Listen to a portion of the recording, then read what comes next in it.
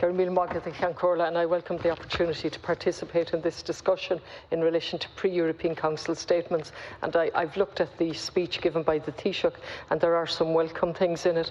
What stands out for me is that next week he says we will have a first discussion of the lessons learned from COVID-19 pandemic, drawing on an initial report. Now, if we're to learn anything, it was to learn that we were utterly unprepared for it because of our failure in this country to invest in public health, in our hospitals.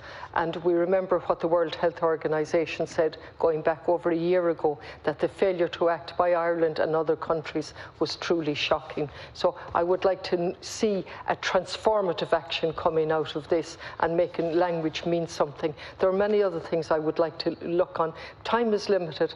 Some of them have been mentioned by my colleague Thomas Pringle in relation to Hungary and Poland, in relation to refugees. We're 16 million people displaced now, the highest ever since the Second World War. But I'm going to use just my 2 minutes to focus, Minister, on Colombia.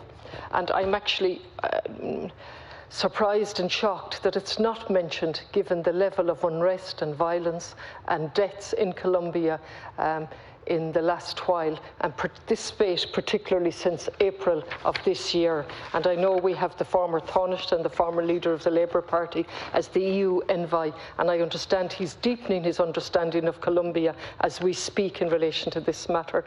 But I would ask that we would use our role on the UN Security Council, which is very special and a very privileged role, and we got that because of hard work on the part of the government, but also because we're respected as an independent voice.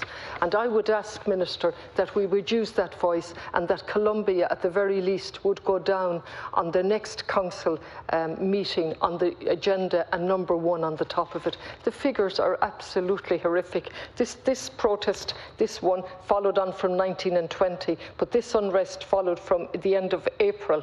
And if we look at Human Rights Watch, they tell us they've confirmed that 34 deaths occurred in the context of the recent protest, including 2 officers, 1 criminal investigator, and 31 demonstrators or bystanders.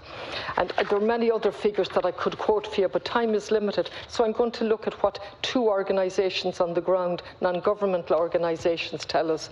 And they're highly respected NGOs. They tell us there have been 43 massacres committed in Colombia this year alone, up to June 19, with 164 victims, and a massacre defined as the killing of 3 or more people at the same place at the same time. There has been a protest, as I said, which has now moved into a massive movement for change.